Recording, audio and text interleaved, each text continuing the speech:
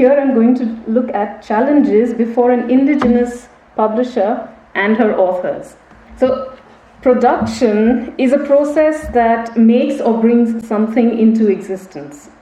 When we are talking of producing indigenous knowledges, what really is our product? We are in the business of indigenous information, knowledge, and culture, the tangible representation of which is a book, a CD, an audio, a piece of fabric, a photograph, a sculpture, or a painting. As indigenous peoples, we are living documents ourselves. So as a publisher, I am confronted by the dilemma of translating what's organic and breathing into a form that in many ways is limiting. How do you, after all, market insight, experience, memory, and traditions? Edward W. Said, in his book Orientalism, says of knowledge, knowledge no longer requires application to reality. Knowledge is what gets passed on silently without comment, from one text to another. Ideas are propagated and disseminated anonymously, and they are repeated without attribution. They have literally become idei raizu, ideas received. What matters is that they are there to be repeated, echoed, and re-echoed uncritically. But when he says it is there, that's what we have to negotiate with.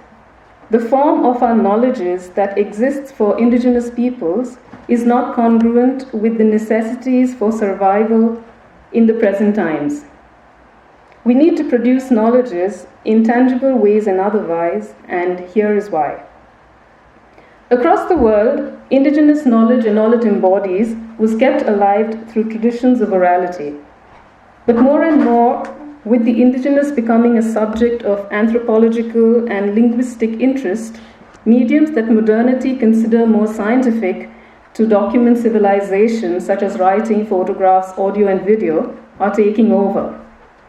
The indigenous are being exposed to these methods and use them either as a substitute or to supplement their traditional ways. Whichever means is used, at the core of it lies language. However, language itself is constantly evolving. It's imbibing new words from dominant regional and global languages, losing more complex and specific native words as a way of leveling the ground of language barriers and comprehensibility.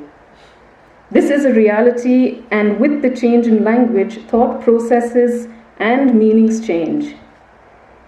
They become more generic and common. The knowledge and life ways and literature that was once exclusive to a peoples is now becoming everyday and mixed. That may not necessarily be a bad thing or immediately spell doom, but it may have alarm bells ringing. We need to question how, in preserving indigenous knowledge as writers, authors, scholars, translators, and publishers, we use language, or we have used language. Have we modified our syntax and expressions in language so that the non-tribal world relates to what we have to say? Have we simplified our language to ensure conformity and acceptability in the established academic and literary world? Or have we retained what is unique and exclusive to us as indigenous peoples unapologetically and left for the world to apply themselves to understand us and our ways? The liberty and responsibility of knowledge producers is what I hope to explore while answering another important question. Are we handing down and preserving for our next generations, through publications, an adulterated version of who we are as indigenous peoples? I run an indigenous publishing outfit, and while I needn't explain what I do or what kind of material I produce to my indigenous brethren, there is a great need to do so with dominant peoples and audiences. To them, I produce tribal narratives steeped in mysticism and wonder only. That I can produce scholarly works doesn't surprise them as much as that indigenous peoples can produce intellectual material. We are not believed to be thinking peoples. One of the greater challenges for us has been fighting through stereotypes and prejudices that define Adivasi being. Our first book was in Roman Santali, about the Santals as a people, their history and entity. The base of the cover for it was black, and one of the printers I took it to looked at it and told me that I should change the black to a cheery yellow or a bright maroon, because black is too sophisticated a color for the very backward Santals. We stuck to black. The distribution of an online portal refused to take us on, saying Adivasi books are not good, that without even looking at our books. Tribal literature to the world at large is synonymous with folklore. My concerns are not with the one-dimensional understanding or interpretation of it. My concerns arise from the then derived hypothesis that advanced societies have produced culture, while Adivasis have produced folklore, which is a lower form of culture because it is mythical. Adivasis are thus denied being a people of culture or refused attribution to contributing to Indian culture. In that one premise the importance and urgency of producing tribal material surfaces. The need to assert that tribal works is a source of human history and is not just archaic but contemporary has now become my mission. India has a long and I suppose a glorious history of ancient written literature, the origins of which can be traced back to the Vedas and other early literary works. The long practice dates to more than 6,000 years. However, documentation of Adivasi life and world ways was undertaken only over a century and a half by the ruling class, be it the foreign colonizers or the Indian colonizers, because of their advantage of knowing how to, being literate and understanding the significance of the act. But what they also understood was that history writing was a way of perpetuating the feudal order and dominion, becoming the only dominant narrative. How could the powerless challenge what was going down as history? Adivasis did not need to document their literature, scholarship, or culture because, as I said earlier, we were living documents ourselves. But we now need to counter dominion. Not only the dominion of the texts of the past, but of the dominion we live in and of what is to come. Recent news of publishers being asked to pulp books that offend religious sentiment as a legal recourse only shows that laws can curb freedom of expression, literature, and ultimately alter the pure form of any culture. How tribal narratives cope with such bullying is a key question. But this situation of a culture being distorted just accentuates the need for Adivasis to take up documentation themselves. Literature is not only about describing society but also about challenging it. The earliest recorded written literature by Adivasis was in translation, most often not from one script to another, but from oral discourse to the written form. In that process of recording, I wonder who was the copyright holder of the text, who was the guardian of that knowledge. Was it the singers and the storytellers who in their oration and singing preserve and recreate the community's idea of itself, or was it the person recording the narration for posterity and wider readership who was able to market the literary product? That interests me as a publisher. Very recently, I received the manuscript of this wonderful folk stories that came from Orissa, and the person who sent it to me has over 30 years of experience, he says, working with these tribal peoples. The stories were absolutely delightful. I wanted to publish them right away. So the book, it was a dedication to the people who told him the stories. So I wrote back saying, you've written yourself as the author. Would you consider writing your name as compiler and the storytellers as co-authors? He did not write back. So my point here is we may not be the authors of the stories, but we are the bearers of the stories. So these are challenges I constantly have to face. Writing meant having the tools to do so. And the written word was in a form of a script. A native script, if it existed, one invented by the necessity of authentic documentation in the native tongue, or a universal, more dominant script. The significance of a native script in tribal literature, or the lack of it, never really affected the way culture was maintained.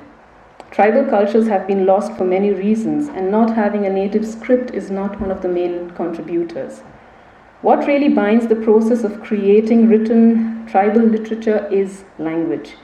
Language, as anything else, defines tribal communities. Speaking the same language means more than being able to recognize and produce the same sound patterns or communicate. The oral tradition is a distillation of the shared community and corporal experience that gives language meaning. In that, the role of language in translation becomes critical. So who translates? Is it the literate, the linguist, the bilinguist, or the academic? As much as credit is due to them for their role, we have to look at ways in which regular Adivasis can be included in the process. How can their experience of stories, storytelling, and culture be incorporated? The desire and need to be heard, known, and understood worldwide is one key determiner of producing material in original text form or in translation. As indigenous peoples, we release our material to translation with the adage that, if you don't understand me, I will tell it to you in your language. However, I cannot guarantee you will understand. Announcing that tribal literature can be a work of literary or scholarly acclaim is another way of reclaiming one's space in the realm of literary and scholarly spaces. This is claiming our collective space in our species as human beings, refusing to be forgotten and marginalized. However, trying to assert oneself through translation, are we compromising with our language in expression and meaning? Are we foregoing special words and terminology and using generic universal ones so that the world understands us? Our brand of literature may be very different from other literature reading cultures have encountered, and in many cases it will require some extra effort and imagination on their part to appreciate it.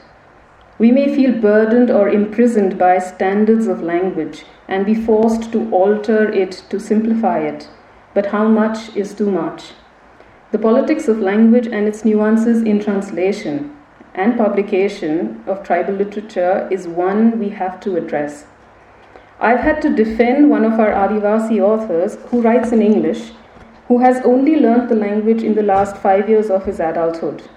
I was told of his writing. His English writing is so basic, very blog-like. As a publisher and editor, I have the liberty to change the language to suit the so-called erudite standards, but then that would not be him anymore. That would be me. My responsibility is towards the author and his authorship, whose simplicity in a foreign language doesn't take away from the impact of his stories and narratives. This is who we are. This is the literary stage we are at, and we have to take pride in it. I am often ambushed by this arrogance or in-language syndrome, and it is no easy experience. But as a take translation as a tool to promote tribal literature also, I'd like to push for a reversed translation, where what has been considered as universally acclaimed texts will be translated for tribals to read in their native tongues. Adivasis are expected to only write about themselves and their tribal ways. Why should they not have the liberty to write about whatever, whoever, or whenever they want? I'd also like to publish the Adivasi view of the changing world. We have an opinion on world views too. Why should it not matter? Our traditions and stories are constantly changing. Our stories have changed, sometimes without our consent or ability to understand the process. Our lives sometimes merge, sometimes run parallel, sometimes run ahead, and sometimes fall behind our culture and literature from the past. How are we coping? What do we do to share what our ancestors created with Adivasis born in cities, in other provinces, and under quite different circumstances? How do we interpret texts for the new breed tribals? There has to be a way we can translate ourselves into the future without diluting ourselves as indigenous peoples. As scholars, we have to be responsible for our material. Inexperience is no excuse for mediocrity. We are presenting and preaching to a breed of hardcore believers in the conventional, established scholarship. How do we refine our argument, our erudition, to challenge the traditionalism, and how do we create our own brand of indigenous scholarship? Knowledge production for tribal and indigenous peoples has to be an artisan's workshop that is creative, sensible, and sensitive, where we contribute and collaborate to create the final product. We have to be unapologetic, fearless, and proud of what we put out.